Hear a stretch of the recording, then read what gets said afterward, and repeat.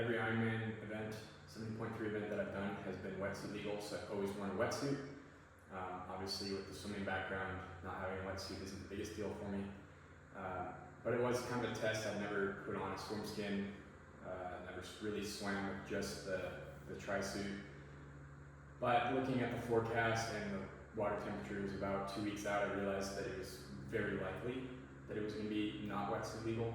So I went ahead and ordered a swim skin, got that, just packed it, didn't even try it on, just hoping, get to wear the wetsuit.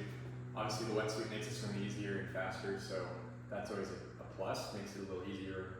Less energy, but in retrospect now I actually think that for me, with my swimming background, it's almost more of an advantage when we don't have the wetsuit, just because I can swim pretty well without a wetsuit. But we were arriving on Wednesday, the water temperature I think was already 74.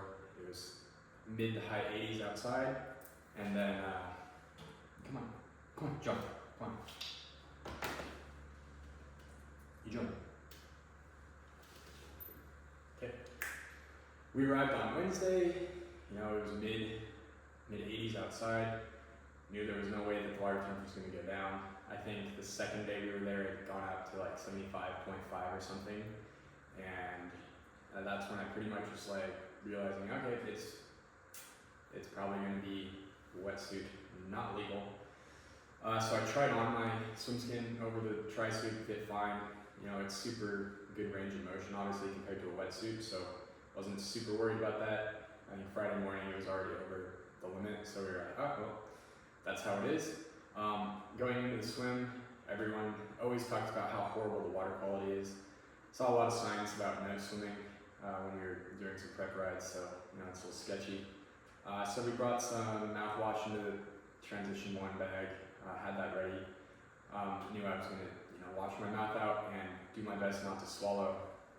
So just spent the entire swim blowing out, making sure there was no water getting to my mouth and stomach, which was fine. Obviously, it's the longest swimming that I've done in years. I didn't do much prep. Honestly, I swam 10 times. You can check my training. I swam 10 times from November when I did Marbella till Ironman Texas. One of those swims being the oceanside swim. So obviously, the swimming wasn't my focus. Goal time was between 52 to 56, 57-ish when it was wetsuit legal, and so then when it became not wetsuit legal, I figured it would be 54 to 58. My goal was to be out of T1 at the 1 hour even mark, so I ended up being in 59 something, which was pretty perfect. Swim was 55 something, which was great. Honestly, I was just annoyed most of the swim because of how long it was. Just taking easy strokes. I had a little trouble spotting a few times, which was fine, figured it out. When we make the right turn down to the channel, that section was super long. I didn't realize how long it really was. It really was broken into thirds.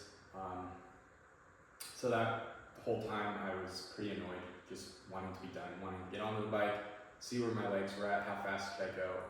I could hear my mom on the sideline, so I took a few strokes, or a few breaths with my left, and once I finally saw her, I gave a few waves until I saw her get it on video. So that kind of shows where my mind was during the swim, which is kind of cool to be able to go 55, and just, swimming. Grabbed the ladder. It was super chill, obviously, because there's not that many people around me at that point, so it was easy to get out, run. I was just, as soon as I got out of the water, it was just deep breaths, go fast, get to the bag, get to the change tent fast, but also don't elevate the heart rate, because I've done that in 70.3s where I've just blown my heart rate through the roof. So the goal was keep the heart rate low, take deep breaths, get settled. It's fastest actual transition I've ever had. Since it wasn't wetsuit legal, couldn't have the calf sleeves on. Knew I wanted to have them half for sun protection and half for the gains. But got in the change tent. There was no one else in the change tent, so just me. The volunteers were insane. They were so good. Grabbed my bag, I dumped it, the guy started putting my gels into my pockets for me while I was down in the mouthwash, putting on the sleeves, putting the shoes. It was I couldn't believe how fast it was. I got out of there with the helmet on, everything. I think it was in 3 minutes, 4 minutes. I'd have to check, I can't remember. No, it was 3:30 exactly, because my AI had put 3:30 as the estimate and I hit that. I remember that now. Which was pretty fast because there was, I think, 2 people ahead of me out of the swim that I could see, and I got on the bike before them, so that was cool. Hopped on the bike and just made sure my heart rate wasn't too high, and that was it. T1 is just get to the bike. That's kind of how the whole first section of the triathlon is. Get to the bike. I try to do it expending the least amount of energy. Diving into the bike. This is where I spent the most time training. Obviously, I love cycling. I love riding. I have this rocket ship on the bike. Everything is super dialed in on it. My power numbers are pretty dialed. Obviously, I haven't done a full. I've done plenty of 100-mile rides, most of them with a lot of climbing. So doing something super flat. I really only had one reference ride, which was 2 weeks prior. I was averaging 24, 25 miles an hour at 260 watts, just going in loops around Fiesta Island. So I figured I'd probably be pretty close to that at Texas. Obviously, you never know with the weather, if it was going to be windy and stuff like that can affect it. But basically my AI coach really didn't want me pushing over 270, so I was going to stick to that. Obviously, in case my power meter was broken or didn't connect or anything, the backup was testing my breathing. I know that if I'm breathing through my nose easily, I'm good, and a good effort, and obviously just testing the legs. Luckily all my stuff worked fine, so it was power first, heart rate second, and then just checking in with my nose, breathing, making sure that that's good, just in case the sensors were off, which they weren't. But having backups is always good. First lap of the bike was super sick. Being out there early is fun because there's not a lot of people. It's really just the pro men and then super fast swimmers, and then obviously the most elite age group cyclists. So those guys started coming by me. A couple went by at the first little out and back that we did when we were still in the town. And then really only I think 2 or 3 more passed me on the toll road on that first lap. It was fun. I was checking out when the pros came by me. Where's Christian, where's Sam, or the guys that I can recognize, so I could kind of get a picture of how it was playing out. Because it's a long time on the bike, and when you're, the power that I'm pushing out is really not that much. It's just trying to maintain and go. And I'm moving fast, but I'm not exerting myself that much. So it does. I tried to keep my mind from drifting off, so I could stay focused. And so just having that was kind of cool. And I was just trying to feel where the wind was, because I've always just heard that the wind is crazy. I didn't feel like I was having much wind. I was looking at my speed. I was shocked. I was seeing 26 a lot, which was, I had to make sure I'm like, okay, am I overdoing it? No, power's good. Heart rate's fine, breathing fine. So I just kept it going. And then just was making sure on the dot I was nailing my nutrition. I didn't really change anything from Ocean side. I basically just doubled it. So I was making sure that I was taking in, I was about 110 carbs an hour, grams of carbs an hour, and I wanted to be at least 1 liter of fluids, which I ended up exceeding, which was pretty good. And then I had a lot of my electrolytes in bottles. So I had the internal and then 3 bottles on me, and then obviously at the aid stations I'd toss a bottle, grab one of the Precisions, and just completely douse myself in water as much as I could as I rolled through, which was a really good idea because it dried up really quickly. I think the first aid station, when I did that, I realized, wow, this is going to help a lot. Just getting the water all over, just the cooling down, I realized, oh wow, that settled me in really nicely, and it was just free sailing from there on out. My only criticism of the entire race was coming from the south north on the toll road. There was so much debris on the ground, just full on nails, scrap metal, things like that when you're going, even I'm going 24, 25 miles an hour, sometimes 26 on the flat. You don't want to have to try to avoid that stuff, but I was having to, so I was making sure I didn't hit anything, which was a little bit annoying, but Luckily, I didn't get a puncture. After the race, I did find a fall-on staple in my tire on the front, so it did its job, it held, but that could have been really annoying.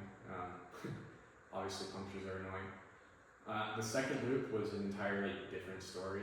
I realized really early on that it was going to be quite sketchy. I would see Jack on the turnarounds. He wasn't that far behind me at first, so I think it was within 10 minutes of me coming back, I'd see him, little shaka. But then behind him, it was just groups and groups of people just packed together, and I knew that I was going to have to go through that at some point, make the turnaround, aid station, and then you merge in with everybody, and it just became a little stressful, honestly. It was just yelling a lot, because a lot of people were riding next to each other in groups, just packing, and it's only really wide enough for 3 bikes to go by, so when I'm going 25 plus and most people are going 18, that's a pretty big delta, so you gotta yell, you gotta make sure that people know you're coming, so that takes a little bit more energy, so I was burning a little bit more energy, but luckily the power was staying steady, the heart rate was staying steady. It was just the stress, I guess, of making sure I don't hit anyone or get hit by people jutting out. It's a little sketchy. It was cool. I saw Jack 3 out of the 4 times that we passed each other on the out and back. The last time I heard him, but I was too focused on not running over debris or hitting people when I was on my last way up. And then, like halfway through the last up, coming from the south, the ground was just completely wet, so I knew that a storm rolled through. Obviously, I could smell it, but the wind never picked up for me on the bike, which was absolutely perfect. I mean, I realized at the 56 mile mark, I was just barely over 215. It was like 215.0 something. So that would have been the fastest ever 56 mile split, which was cool. Faster than Oceanside, where I was pushing way more watts. Obviously, there's more terrain, but it was cool to see. And then it was coming in. You go out. You could do a little loop back, get that last aid station, and then you cut in off of the toll road. And at that point, I was following the woman pro that ended up getting 8th. And it was just, all right, from here all the way into transition, I forget, maybe 7 or 8 miles. It was just easy. You just, don't slide out because the ground was wet. At that point, it was raining on us. And I was making sure to accelerate slowly out of corners because I love to just put the power down and accelerate up to speed, and I knew that shocking the muscles and the nervous system like that in the full would just destroy my run. So I made a big point to just, accelerate nice and slow, get up to speed. Obviously, everybody that was around us was doing the same thing. We were just pretty mellow at that point, which is, my average power was 260 on the dot for the whole toll road, which was awesome. It was the exact target, and then it faded. I think it ended up 256 after the end, so that's just because of a lot of coasting, freewheeling, and then obviously just taking time to get up to power, nice and slow. It was, at that point, it was just getting into town, making sure I took the corners cautiously. I wasn't pushing anything. Could have passed the pro, I decided, I'm not going to, I'm not drafting her. I would have to put, 350 watts probably to get past her, and then, she's probably just gonna pass me again anyways. But I just cruised on into transition 2, hopped off the bike. So cool having them just take it from you. I keep my shoes on always. I just think it's better. Same thing going into the onto the bike. I always have my shoes on. I would put them on the bike, and I always pass people because they just put them on. I think it's easier. I think it's faster for me. Get off the bike. It was a long run, I will say, in the cleats to get all the way to the bags and then back into the change tent, but it was, it's fine. Luckily, no people around me. There's a couple guys behind me, but obviously they didn't run past me or anything. But into the change tent, super quick again. I had 2 volunteers helping me out, making sure I put everything in my pockets, got my number on, put socks, put the shoes, put my little visor on, grabbed my glasses. They were pouring water on me, which was perfect, just helping me bring the temperature down, and then it was on to the run.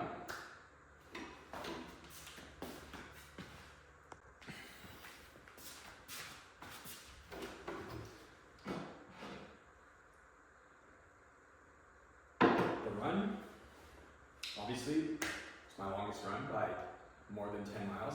Maybe not quite more, but it was 10 miles. I've done 60 miles, I think 3 times since January. About 2 hours, 15 minutes. It was the longest time I'd been running consistently. So I knew this was going to be a challenge. I had no idea what my pace would be.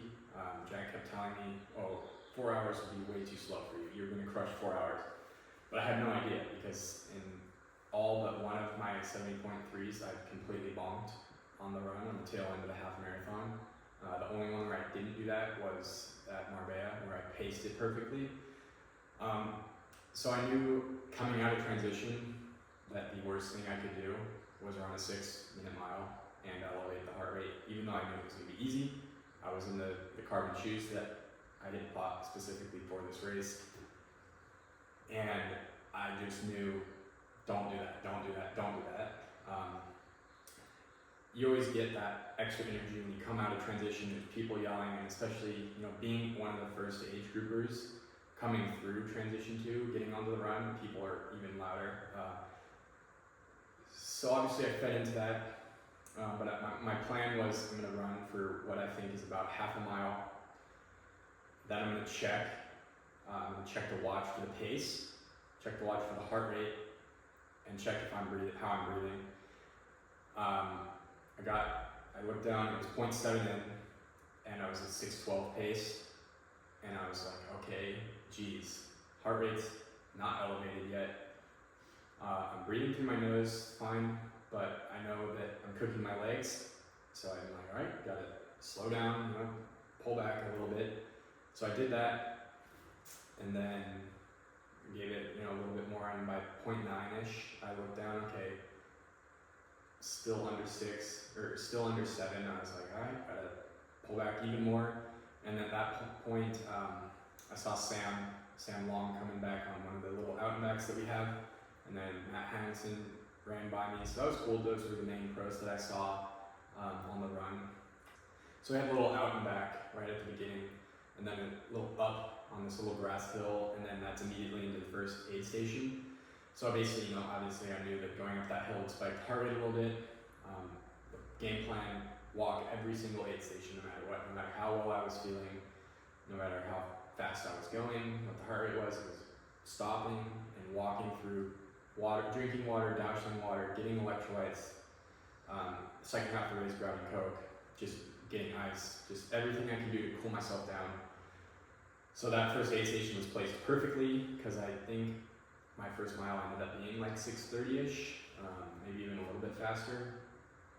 But that gave me the point where it was a spot where I could stop, reset, and then once I got to that transition, started running again, it was okay, I know what I'm doing, settle in, just trot. That was my mantra, was just to trot, because I knew that if I didn't trot, I would run 6-minute miles, and just not be able to move by mile 8. Second aid station came along, and at that point I was starting to get warm, but I just nailed it. Just got wet, water all over myself, ice in the front, ice in the back, and from that point on it was just hold between 8-minute pace and 7:30 pace, walk an aid station, get back to the pace, walk the aid station. And every other aid station I would check in on my heart rate, I would check in on my breathing, and just make sure that I felt good. And it was pretty solid. The first loop, obviously the first time going through Hippie Hollows was the craziest thing ever, and so I knew as I was prepping I could hear it, and it was just like, alright, I'm gonna let myself enjoy this. After it, we gotta settle back in, just because I'm running by myself. A lot of people had run past me at this point. I think that's about 5 or 6 miles in to the first loop. And so all the people who were close to me off the bike ran past me, and it was just, that's fine. I'm letting that happen. I'm not chasing anyone at all. It's just, I'm not at the level of being able to do that on the run yet. So I was running by myself through Hippie Hollow the first time, and it was just crazy. It was just so much energy. It was so cool. They're just going crazy. You got the drums, everybody's yelling, and it was just, I couldn't help but smile and just go through it. And as soon as I got through it and around the corner, I was like, all right, slow down a little bit, reset, get back into that pace, get to the next aid station. I saw Mark and Rio about a half a mile after that, and they were super stoked to see me. I knew I was doing well at that point, but it's 6, maybe 8 miles in, and you have no idea. I had no idea how another 18 miles would go on the run. And then you do a couple like this weird loop thing. You get all the way out to the farthest point on the course for the run, and I guess that side of the run. And aid station's pretty cool. They got a guy, announcing. It was awesome. Cooled off. It was good. And then the next section was the worst section of my entire run. So it was from one aid station to the next, which was the first aid station that we were getting back to. Basically the completion of the first loop. That was what felt like 1.4 miles, which was longer than most of the gaps between the aid stations. And that was the only time on the whole run where I really got close to overheating, and I was starting to question like, is it like, am I gonna make it? Because you go under where the finish line is, and then through where all the people are, along the hotels, and then past transition and all of that, and then you have to keep going to the little outback, and then up the hill, then you're at the aid station. And basically from the point that I got to transition all the way until the aid station, I was very hot, and I was hurting a decent amount, and I was like, I don't want to be defeating right now, because it's like mile 9, which is where I bonked at Oceanside 3 weeks prior, and it's a little different to finish 4 miles versus 17. But I was able to just get to that aid station, drink 2 waters, pour 2 on me, grab 2 electrolytes, grab some Coke, grab a ton of ice, pour more water, and it was just reset. And it was just like from that point on, I was done. Like I cooled down, and then I knew, okay, when I get to that aid station the next time and I have to run super far, I need more ice. I need to make sure that I've cooled myself down, and I need to know that I'm going to overheat. And I did. I knew that I was dialed. Second lap was awesome. It's cool having your name on the bib, because people are yelling your name, which is it's just better than hearing your number. It's just really cool, and a ton of people on the far end of the course, where it is a lot less populated, but there are a ton of people out there in just little clumps.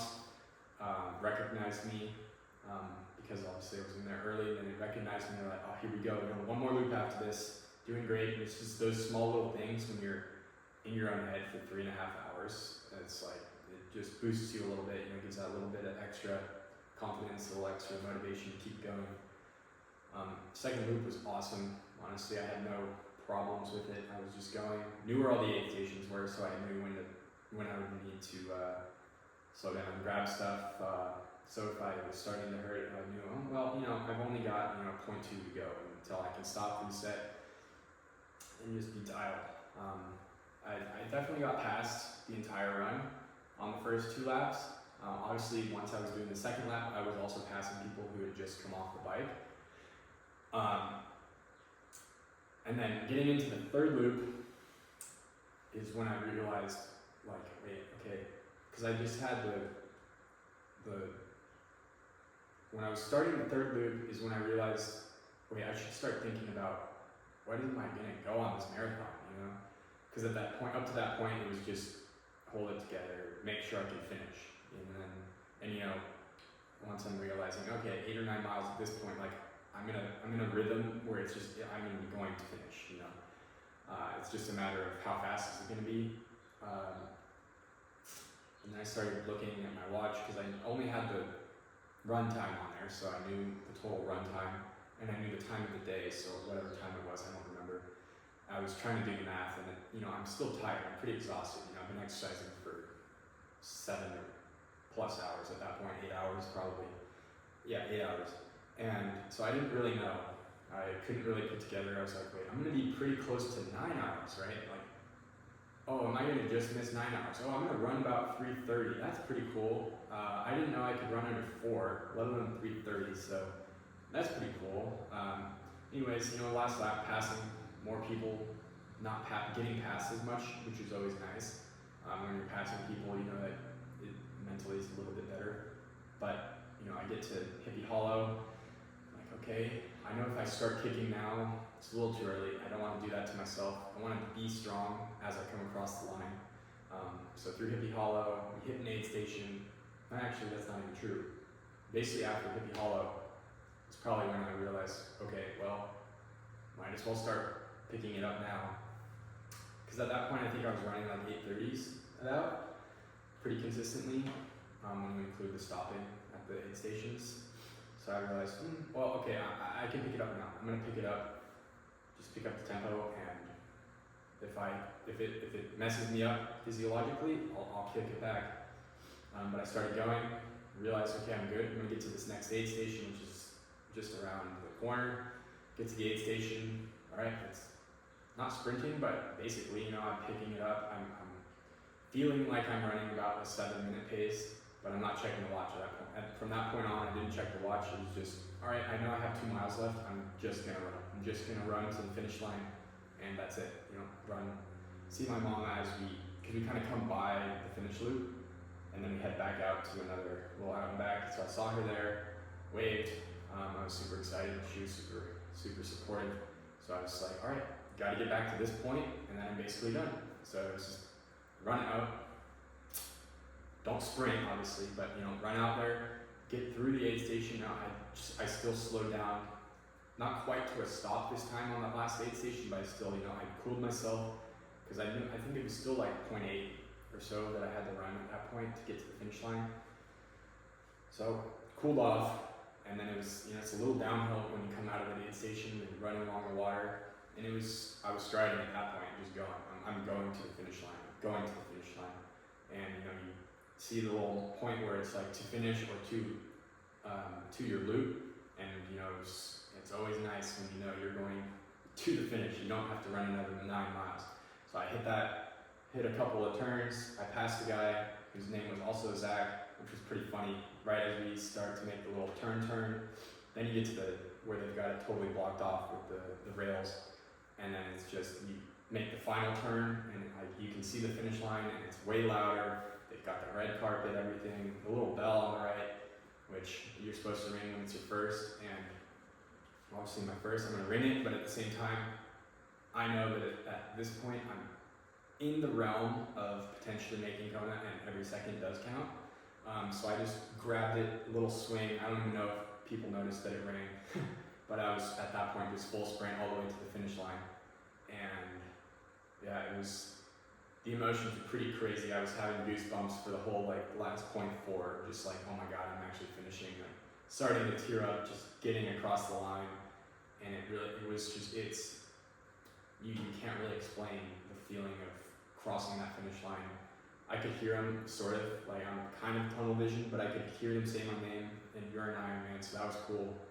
And then it was just across, and it was like, nothing was planned, I come across, I do this, and I just looked up, and luckily Rio got some amazing photos of that, but it's just like a huge amount of emotions just coming out, and it was just so cool.